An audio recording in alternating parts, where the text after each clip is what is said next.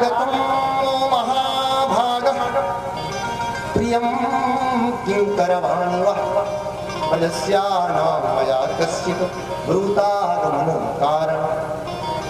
हे ब्रजगोपियों, तुम्हारा स्वागत है। कहो कैसे पधारी? ब्रज में फिर से कोई उत्पात तो नहीं हुआ? रक्षा के लिए तो नहीं आए? स्वागतम महाभाग। भगवान यहाँ पर गोपियों को महाभाग कह रहे हैं। अच्छा, तो महाभाग किसे कहते हैं? आगे युगल गीत में आता है, मन मनस्का मनोदया। जिसका मन केवल श्री कृष्ण में लगा है वही महाभाग है, वही महोदय है। जिसके चित्त में मन में केवल श्री कृष्ण समा गए हैं वही महाभाग है। अम्बरीशो महाभागो सप्तदीपवती मही। कि जहां जहां भी महाभाग शब्द आया है इसी अर्थ में आया है। किसी के पास ऊंचा सा ऊंचा पद हो, ऊंची से ऊंची प्रतिष्ठा हो, विपुल मात्रा में धन हो, सुंदर शरीर हो, यदि उसका मन श्री कृष्ण में नहीं लगा हुआ है तो संसार की कितनी भी उपलब्धियां हासिल कर ले उसे महाभाग नहीं कहा जा सकता है। संपत्ति सौंदर्य सुंदर कांता से संपन्न महाभाग्यशाली नहीं हो सकता। महाभाग्यशाली तो ही है पतिसुतान दया भातृवान भवान अति विलंघतेन तच्युतागता। गोपियों को महाभाग क्यों कह रहे हैं भगवान? क्योंकि पति पुत्र भाई बंधु सबको छोड़कर केवल श्री कृष्ण की शरण में आई। अर्थात जिसने श्री कृष्ण के लिए सर्वस्व का त्याग कर दिया हो, एकमात्र श्री कृष्ण को ही अपना मानता हो, उसे महाभाग कहते हैं।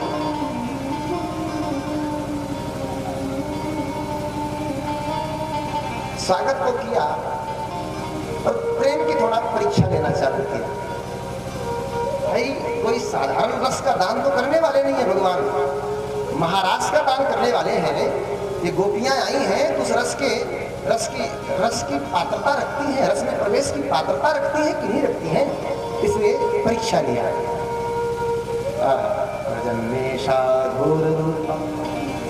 घोर सप्तमी सेविता प्रत्यात व्रजम मेहा स्तेयम स्त्री सुमध्यमा। देखो गोपियों, ये जो रात्रि है ना, ये घोर रूपा है। यहाँ पर घोर जीवों का निवास है। देखो भगवान कैसी उल्टी पलटी बात कर रहे हैं और सही भी कह रहे हैं।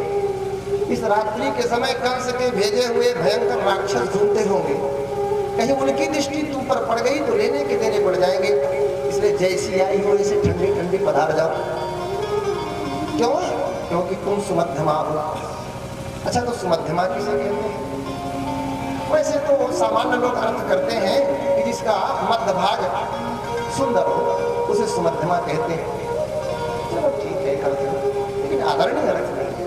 तो सुमध्यमा का अर्थ बोले, देखो प्रत्येक व्यक्ति के 3 अवस्थाएं होती हैं, बाल्यावस्था, युवावस्था और वृद्धावस्था। तो मध्यावस्था कौन से है? युवावस्था है। इसका तात्पर्य है जिसकी युवानी सुंदर हो चुकी है, युवा अवस्था सुंदर हो चुकी है, उसी को सुमध्यमा कहते हैं। तो युवा अवस्था किसकी सुंदर मानी जाती है? बोले जो अपने युवानी को, युवा अवस्था को श्री कृष्ण को समर्पित कर दिया हो वही सुमध्यमा है। इसलिए तो श्री प्रहलाद जी कह रहे हैं,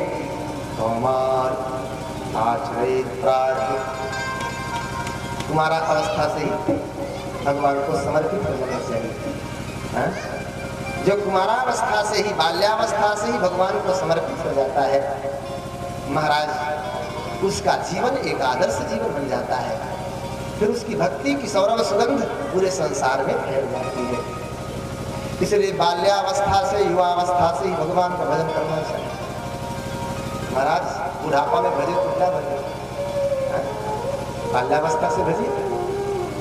चढ़ाना है तो तो युवानी का महकता हुआ गुलाब श्री ठाकुर जी के चरणों में चढ़ाइए। बुढ़ापा का मुरझाया हुआ गुलाब क्यों चढ़ा रहे हो?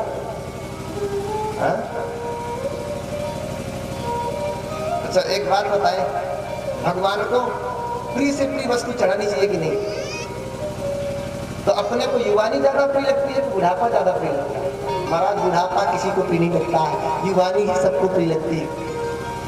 तो जो अपनी प्रिय वस्तु है वो तो संसार को समर्पित कर दिए, और जो किसी काम के लिए भगवान को समर्पित कर रहे हो। इसलिए अपनी प्रिय वस्तु युवानी से ही भगवान को समर्पित हो जाना चाहिए। देखो भगवान तो दयालु हैं, भगवान तुमको ठुकराएंगे नहीं, वृद्धावस्था में भी स्वीकार कर लेंगे, लेकिन तुम्हारा जीवन एक आदर्श जीवन नहीं बन पाएगा। इसलिए युवानी से ही भगवान को समर्पित हो जाना चाहिए। अब जो बेचारे बुढ़े लोग बैठे होंगे, अभी तक भजन ना किए होंगे, और मन में सोच रहे होंगे तो हमारी तो जिंदगानी व्यर्थ चली गई। देखिए व्यर्थ जिंदगानी किसी की नहीं होती। हमने संतों से सुना है, जो बाल्यावस्था से भगवान का भजन करता है तीव्र भक्ति योग के द्वारा, उसको युवावस्था में ठाकुर जी का प्रत्यक्ष दर्शन हो जाता है, यदि उस भावना से भजन किया तो। और युवावस्था से भजन में लगता है, उसको वृद्धावस्था में श्री ठाकुर जी के दर्शन हो जाते हैं। स्वामी राम सिंहदास जी को 88 वर्ष की अवस्था में दर्शन हुए ठाकुर जी को। गोस्वामी तुलसीदास जी को भी 80 के बाद दर्शन हुए। 80 वर्ष 100 वर्ष लगभग जिए, तो 80 वर्ष के बाद ही राम जी के दर्शन उनको हुए। युवावस्था से जो भगवान को समर्पित हो जाता है, उसको वृद्धा अवस्था में श्री ठाकुर जी का साक्षात्कार होता है। और वृद्धावस्था से जो भगवान को समर्पित होता है, तो उसका अगला जन्म सुधर जाता है।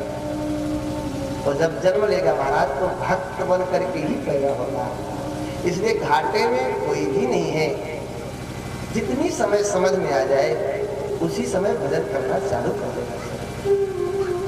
पर गोपियां तो युवावस्था से ही भगवान में समर्पित हैं।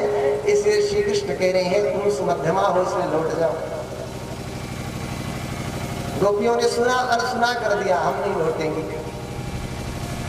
तो भगवान ने कहा, देखो गोपियों, तुम इस तरह से रात्रि में आए हो, तो तुम्हारे पति तुमको ढूंढ रहे होंगे, जाओ लौट जाओ, अपने पतियों को राजी करो। गोपियों ने सिर हिला दिया, हम पतियों को छोड़ के आगे हम जाने वाली नहीं। तुम्हारे छोटे छोटे बच्चे रो रहे होंगे, जाओ उनको संभालो। गोपियों ने फिर भी मना कर दिया। अच्छा अच्छा, समझ गई क्यों आई हो तुम? राकेश कररंजितम, ये शारदीय पूर्णिमा की रात्रि की चंद्रमा की शोभा का दर्शन करने आई हो। दर्शन कर लिया हो तो चल जाओ। अथवा बेला चमेली आदि पुष्पों से महकते हुए वृंदावन को सूंघने आई हो, दर्शन करने आई हो, तो दर्शन कर लिया तो लौट जाओ। अथवा यमुना जी के निर्मल नीर का दर्शन करने आई हो, तो दर्शन कर लिया हो, तो चुपके ठंडे ठंडे पधार जाओ। गोपियों ने श्री राजिया, हम लौटने वाली नहीं। भगवान ने कहा, अच्छा अच्छा, हम समझ गई, तुम्हें कहना चाहती हो कि तुम्हारे प्रेम में खिंची भई चली आई। तो सुनो गोपियों, प्रियंते मयि जन्तवः, समस्त प्राणी मुझसे ही प्रेम करते हैं, क्योंकि मैं समस्त प्राणियों की आत्मा। हे गोपियों, दुःशीलो दुर्भगो वृद्धो जडो रोगधनोऽपि वा पति स्त्री भिन्नः तभ्यो लोके सुभिर्पा। पति दूषित माने चाहे दुष्ट हो, दुर्भगा भाग्यहीन हो, वृद्ध माने बुढ़ा हो, जड़ माने मूर्ख हो, रोगी हो, निर्धन हो, पतिव्रता स्त्री को चाहिए ऐसे पति का भी त्याग न करे। हाँ, यदि वह पातकी ना हो तो। पातकी किसे कहते हैं? बोले 5 कर्म जो करे उसे महापातकी कहते हैं। ऐसे महापातकी को यदि वह स्त्री छोड़ती है तो उसे पाप नहीं लगता। यूतम पानम स्त्रियः सूना, जुआ खेलता हो, मदिरा पीता हो, परिस्त्रीगामी हो, मांस खाता हो, दूसरे पशुओं को मार काट के रांग खा जाता हो, बेईमानी का सोना कमा के लाता हो, ऐसा यदि महापाप की पति हो तो उसको त्यागने में कोई पाप नहीं। ऐसा हमारा तो फिर त्याग कर जाए कहाँ, दूसरा विवाह करे। हमारा शास्त्र दूसरे विवाह की आज्ञा नहीं करता है, नहीं देता है, तो करे क्या? मीरा जी ने जो किया वही करो, कर्मा बाई ने जो किया वही करो, करमेती बाई ने जो किया वही करो, जनाबाई ने जो किया वही करो। मेरे तो गिरधर गोपाल दूसरों को जाके सिर मोर मुकुट मेरो पति सोई, मेरे तो गिरधर गोपाल दूसरों तातु मातु भ्रातु बंधु आपणो न कोई, छाड़े दई कुले की कान, छाड़े दई कुले की कान, कहाँ करी है कोई, मेरे तो गिरधर गोपाल दूसरों न कोई। मध्य प्रदेश में रीवा संभाग में एक सीधी जिला है, वहीं पर एक गांव है पढ़ौरा, उसके बगल में सिमरिया गांव है। अभी 5-7 साल पुरानी बात है, ज्यादा दिनों की बात नहीं। एक माता जी रहती थी, तो जब उनका विवाह हुआ ससुराल गई। भगवान श्री कृष्ण की अनन्य भक्ता थी। ये हमारे जन्मभूमि से मुश्किल 40 किलोमीटर दूर जाते हैं, हम अच्छी तरह से जाते हैं इस बात। उन माता जी को बाई जी बाई कहा करते थे। तो ससुराल गई, पति थोड़ा दुष्ट प्रकृति का था, तो जैसे ही भगवान की सेवा पूजा करते देखता तो चोटी पकड़ के घसीट के मारता। एक दिन तो मारते मारते बेहोश कर दिया और मार के धक्का मार के बाहर निकाल दिया।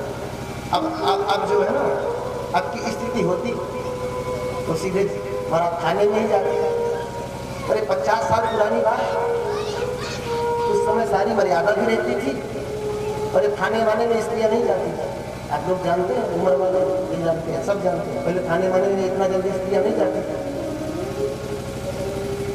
तो भगवान के चरणों में उसने प्रणाम किया और प्रणाम करके कहा, हे गोविंद, हम इनका त्याग नहीं करना चाहती थी, पर इन्होंने स्वयं त्याग कर दिया है, अब हम कहाँ जाएंगे? आपके चरणों को छोड़कर कहाँ जाए?